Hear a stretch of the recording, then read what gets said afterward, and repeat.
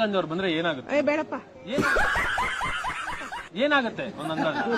ಅಯೋಮಯ ಆಗುತ್ತೆ ಅಷ್ಟೇನೆ. ಅದೇ ಏನೊಂಚೂರು ವಿವರಿಸಿ.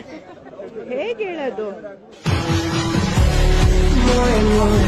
ಆ ತರ ನಾಯಕತ್ವ ಗುಣ ಇಲ್ಲ ಅವರಲ್ಲಿ.